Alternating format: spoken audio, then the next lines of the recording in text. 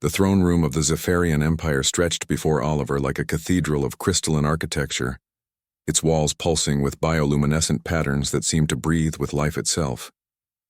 He stood at the center, feeling remarkably small despite being the human ambassador, who had somehow brokered peace between three warring alien civilizations in the Andromeda sector.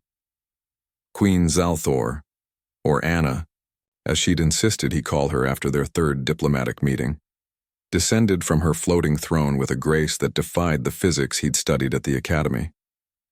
Her form was vaguely humanoid, but where humans had skin, she had scales that shifted through the entire visible spectrum. Where humans had hair, she had crystalline filaments that chimed softly with her every movement. "Oliver," she said, her voice resonating through the translation implant behind his ear. "I have called you here for a matter of utmost importance." He bowed respectfully as protocol demanded.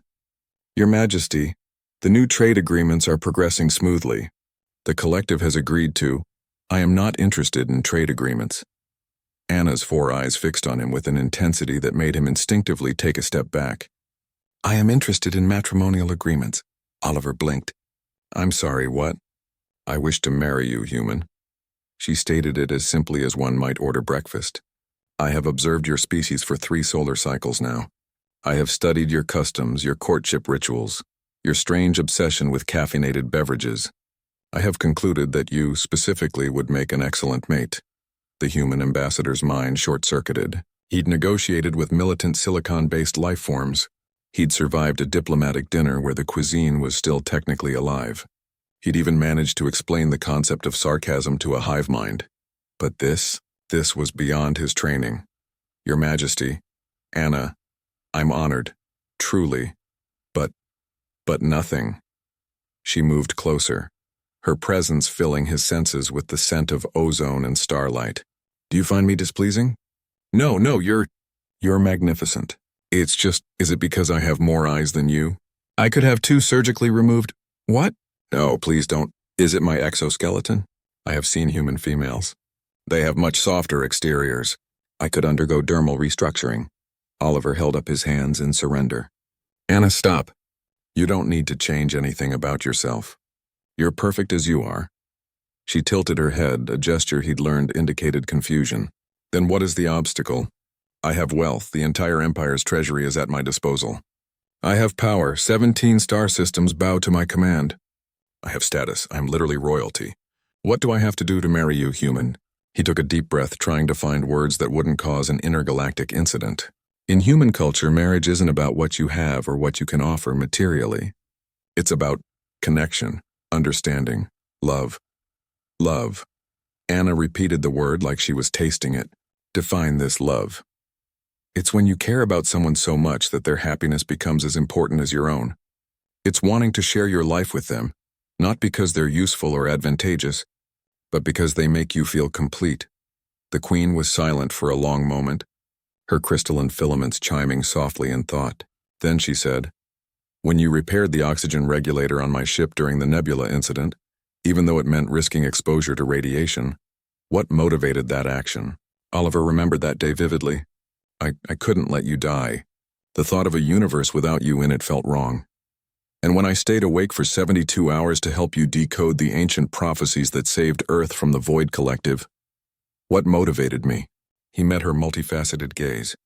"I don't know." "Why did you?" "Because hearing your laugh when we finally succeeded made every moment of exhaustion worthwhile." Anna moved closer still until they were nearly touching. "Because when you speak of your home planet, your eyes reflect light in a way that I find aesthetically pleasing. Because your species' stubborn refusal to surrender, even when logic dictates defeat, resonates with something deep in my neural core." Oliver felt his heart racing. "Anna, I do not simply wish to acquire you as one acquires territory, Oliver. I wish to understand the strange warmth that occurs in my primary circulatory organ when you enter a room. I wish to decode why my thought patterns become inefficient when you smile. I wish to learn this love that humans speak of, and I wish to learn it with you." For the first time since entering the throne room, Oliver smiled. "That's actually a pretty good start. Then you will consider my proposal?" "How about we start smaller, dinner?" "Just the 2 of us, no diplomats, no guards, no treaty negotiations. Anna's scales rippled through a pattern he'd learned indicated joy. A courtship ritual, yes, this is acceptable. She paused.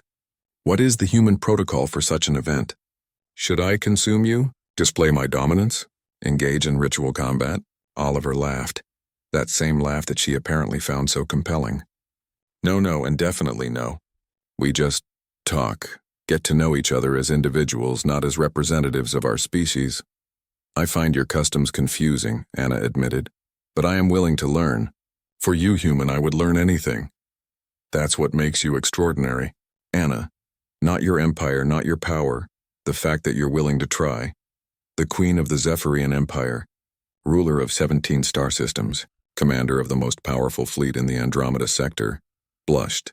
At least that's what Oliver assumed the sudden shift to a deep purple hue meant. So, she said, attempting to sound casual and failing adorably, is tomorrow evening suitable for this dinner? Tomorrow is perfect. As Oliver left the throne room, he couldn't help but think that perhaps the universe had one more surprise left for him. After all, he'd already achieved the impossible by bringing peace to warring civilizations. How much harder could falling in love with an alien queen be?